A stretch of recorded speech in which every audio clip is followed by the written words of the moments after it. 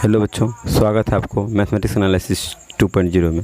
आइए हम लोग क्लास 7 के हिंदी का चैप्टर नंबर 18 करते हैं। आज इसका क्वेश्चन आंसर करेंगे।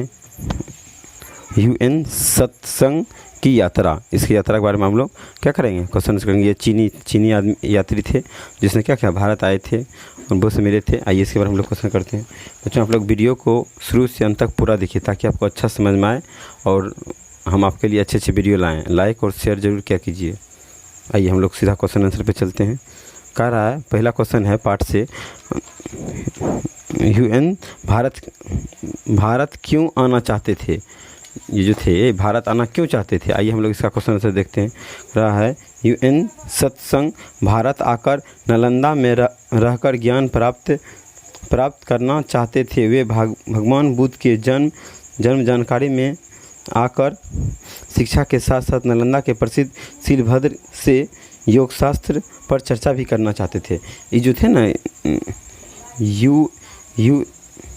यूएन सत्संग जो थे, ये एक दिन रात्रि में देखे थे। आप चैप्टर पढ़िएगा तो आपको पता होगा। रात्रि में देखे थे, हमने ऐसे करके क्या इंडिया पहुंच गया और बुद्ध से मिल लिया। इसीलिए बस सुबह इसने क्या किए, यात्रा पे निकल गए थे। आइए हम लोग क्वेश्चन नंबर 2 पे चलते हैं। कह रहा है, भारत आने से यूएन सत्संग को किन किन कठिनाइयों का सामना करना पड़ा। कह रहा, भारत आने में यूएन की बड़ी कठिनाइयों का सामना करना पड़ा। यूएन को भारत आने के लिए सरकार की अनुमति नहीं मिली। गुप्त रास्ते से चलकर यात्रा की। इसके लिए उन्होंने चीन के बौद्ध भिक्षुकों से सलाह और सहायता भी प्राप्त किए। तेज नदी, पर्वत, रेगिस्तान आदि कठिनाइयों को पार कर वे भारत आ ही गए। ये सब क्या कि इतना कठिनाई को झेल कर भी वह भारत आए थे। उसको भारत आने में बहुत सारा कठिनाई हुआ। आप चैप्टर पढ़ेंगे तो आपको पता चलेगा ठीक से। आइए हम लोग क्वेश्चन नंबर चलते हैं। कह रहा है, यूएन सत्संग को सीलभद्र के मिलने का वर्णन कीजिए। जिन समय यूएन सत्संग भारत आए थे उस समय नालंदा विश्वविद्यालय एवं वहाँ के प्राचार्य सीलभद्र से मिलने यूएन नालंदा पहुँचे तो मिलने से पूर्व 20 भिक्षुकों ने यूएन सत्संग को विभिन्न प्रकार की जानकारी दी। उसके बाद सीलभद्र के पास उसको लाया गया। यूएन सत्संग ने सीलभद्र के सामने घुटने के बल बैठकर सबसे पहले सीलभद्र के चरणों को चुम्बन किया और भूमि पर सिर रख दिया। इसके बाद सीलभद्र ने सुखद सम्मुख खड़ा होकर नम्रतापूर्वक बोले, मैंने आपके निर्देशकों में शिक्षा ग्रहण करने के लिए चीन से यहाँ तक की यात्रा की। मैं प्रार्थना करता हूँ कि आप मुझे अपना शिष्य बनाए। सीलभद्र की आंखें भर आई। उन्होंने कहा, हमारी गुरु शिष्य के संबंध निर्धारित है। मैंने स्वप्न में देखा कि तीन देव आए हैं। उन्होंने एक का रंग स्वर्ण, दूसरे का स्वच्छ और तीसरे का रजत जैसा था। उन्होंने मुझे कहा मैं मरने की इच्छा वापस ले लूं और जीने की इच्छा प्रकट करूं, क्योंकि चीन देश से एक भिक्षुक यहाँ धर्म ज्ञान प्राप्त करने के लिए आ रहा है और वह तुम्हारे शिष्य बनकर शिक्षा ग्रहण करना चाहता है। इसलिए उसे भली प्रकार से शिक्षित करना। कह रहा है, मतलब इधर बोध भी क्या हुआ, सीलभद्र भी मतलब देखा था स्वप्न में, क्या उसको मतलब 3 देवी आई थी और उसको समझाया था जो क्या आपके यहाँ से ऐसे आएगा, इसने सपना में ही देख लिया था। आइए अगला क्वेश्चन करते हैं। नालंदा का वर्णन यूएन सत्संग ने किन शब्दों में किया। नालंदा का वर्णन करते हुए यूएन ने लिखा है कि नालंदा के मठ के चारों ओर ईंटों की दीवार थी। एक द्वार महाविद्यालय के रास्ते खुलता था। वहाँ 8 बड़े कक्ष थे। सभी भवन कलात्मक और बुजुर्गों के सज्जित थे।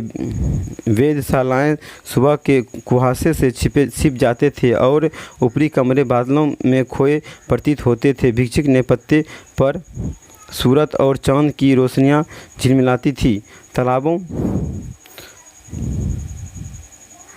तालाबों के स्वच्छ पानी पर नीलकमल खिलते थे तथा रक्तस्तंभ कनक पुष्प झूमते थे।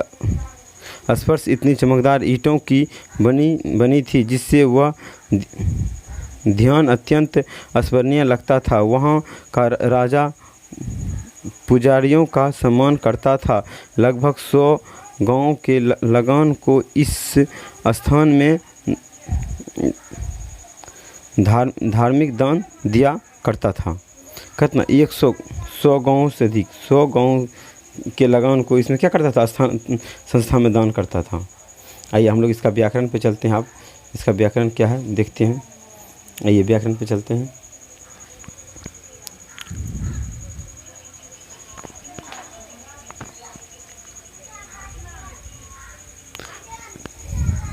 निम्नलिखित अंश हुए पक्ष के जब ये हम लोग पार्ट से आगे देखिए, ये क्वेश्चन है पार्ट से आगे वाला है। अच्छा सब लोग ध्यान दीजिएगा, व्याकरण इसके बाद है, ठीक है।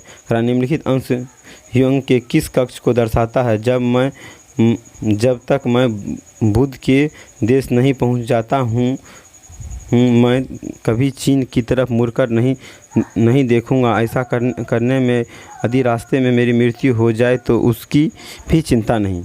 ये वो कहे थे कौन? चीनी यात्री कहे थे। इसके बाद इसका हम लोग देखते हैं क्या करा। उपरोक्त अंश UN सत्संग के छंद संकल्प छिद इच्छा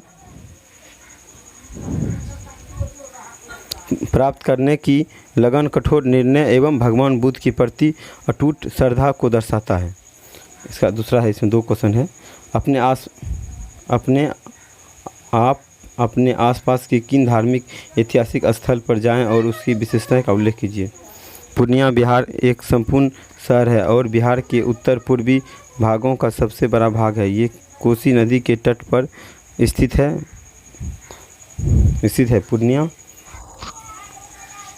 पूर्णिया जिले का कुल क्षेत्र लगभग 32,029 वर्ग किलोमीटर है। पूर्णिया शहर का नाम पूर्ण सरने से ले लिया गया है, जिसका अर्थ पूरा जंगल। पूर्णिया के अन्य लोकप्रिय धार्मिक आकर्षकों में से कुछ में कालीवरी मंदिर, माता स्थल और कामाख्या मंदिर शामिल है। पूर्णिया माता पुराण देवी के सबसे पुराने मंदिर के लिए भी प्रसिद्ध है, जो मुख्य शहर से 5 किलोमीटर की दूरी पर है। ठीक है, पूर्ण विराम 5 किलोमीटर की दूरी पे है। ठीक है, थैंक यू बच्चों। आपको ये वीडियो अच्छा लगा होगा तो लाइक एंड सब्सक्राइब कर दीजिएगा। चैनल को सब्सक्राइब जरूर कीजिएगा। Thank you very much.